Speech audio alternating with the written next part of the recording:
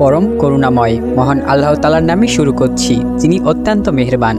প্রিয় দর্শক, আজকের ভিডিওতে আমরা জানব বড় পীর আব্দুল কাদের জিলানী রহমাতুল্লাহি আলাইহের এর একটি ঘটনা, যা শুনলে আপনাদের ঈমান তাজা হয়ে যাবে। গাউসুল আজম বড় পীর আব্দুল কাদের জিলানী রহমাতুল্লাহি আলাইহে ছিলেন মহান আল্লাহ তাআলার একজন বড় ওলি এবং বড় পীর। বড় পীর যখনই মহান আল্লাহ তাআলার কাছে কোনো দোয়া করতেন, সঙ্গে সঙ্গে মহান আল্লাহ তাআলা তার সে দোয়া কবুল করে নিতেন। তিনি ছিলেন বাগদাদের বিখ্যাত একজন ওলি।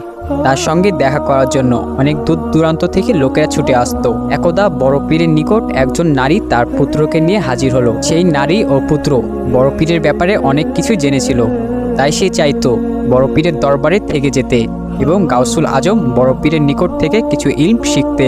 সেই নারী বড় পীরকে বললেন, হে মহান আল্লাহ তাআলার ওলি, আপনি আমার পুত্রকে আপনার কাছেই রেখে দিন।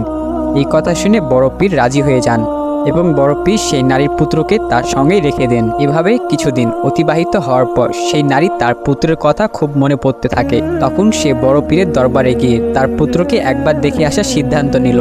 এরপর সেই নারী বড় পীরের দরবারে আসে এবং সে দেখতে পায় তার পুত্র একদম শুকনো একটি রুটি খাচ্ছে এবং সে একদম শুকিয়ে গিয়েছে। এই দৃশ্য দেখে সেই নারী তার পুত্রকে জিজ্ঞাসা করল, হে প্রিয় সন্তান, তুমি প্রতিদিন কেমন খাবার খাচ্ছ?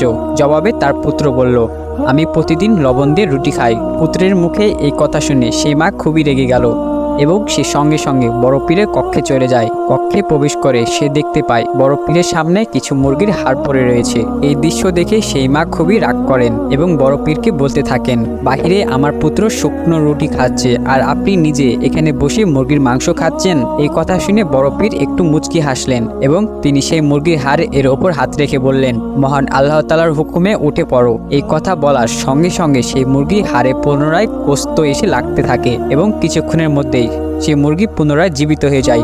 এই দৃশ্য দেখে সেই নারী বড় পীরের কক্ষে বেহুশ হয়ে যান। এর কিছুক্ষণ পরে যখন তার হুঁশ ফিরে আসে, সে বড় পীরের কাছে ক্ষমা চাইতে থাকে এবং নিজের এমন কাজের জন্য অনেক লজ্জিত। গাউসুল আজম বড় পীর আব্দুল কাদের জিলানী রহমাতুল্লাহি আলাইহের আরও একটি ঘটনা বহু পরিচালিত রয়েছে। বর্ণনা অনুযায়ী একবার বড় পীর আব্দুল কাদের জিলানী রহমাতুল্লাহি আলাইহে মহান আল্লাহ তাআলার ইবাদত করছিলেন। তখন হঠাৎ করে এবং সেইখান থেকে আওয়াজ আসে, হে আব্দুল কাদের, আমি তোমার রব এবং আমি তোমার ওপর অনেক খুশি হয়েছি এবং সেই কারণে এখন থেকে অন্য লোকদের জন্য আমি যেসব হারাম করেছি সেগুলো তোমার জন্য হালাল করে দিচ্ছি। বড় পীর আব্দুল কাদের জিলানী রহমাতুল্লাহি আলাইহে জিজ্ঞাসা করলেন, তখন বড় পীর আব্দুল কাদের জিলানী রহমাতুল্লাহি আলাইহে জিজ্ঞাসা করলেন, আপনি কি আমার সেই মহান আল্লাহ তাআলা যিনি এই সমস্ত দুনিয়ার মালিক? তখন সে আলোক রশ্মি থেকে উত্তর আসে, আমি সেই আল্লাহ।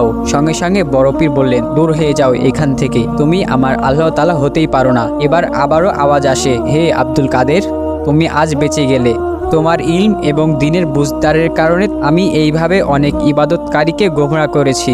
এর উত্তরে গাউসুল আজম আব্দুল কাদের জিলানী রহমাতুল্লাহি আলাইহে বললেন, হে অধিশপ্ত শয়তান, আমি আমার ইলমের কারণে বাঁচতে পারিনি, আমি বেঁচে গিয়েছি আমার আল্লাহ তাআলার রহমতের কারণে। এই ঘটনা শুনে একজন বড় পীরকে জিজ্ঞাসা করলেন, হে আল্লাহ তাআলার ওলি, আপনি কিভাবে বুঝতে পারলেন এটি শয়তান ছিল?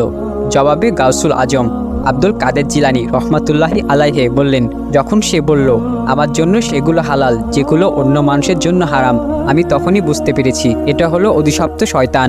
কারণ আমাদের নবী করিম সাল্লাল্লাহু আলাইহি সাল্লাম এর শরীয়ত কখনোই পরিবর্তন হবে না। শরীয়তে যে বিষয়গুলো হারাম করা হয়েছে সেগুলো সবসময় হারাম, আর যেগুলো হালাল করা হয়েছে সেগুলো সবসময় হালালই থাকবে। এই সমস্ত বিষয় কখনো পরিবর্তন আসবে না।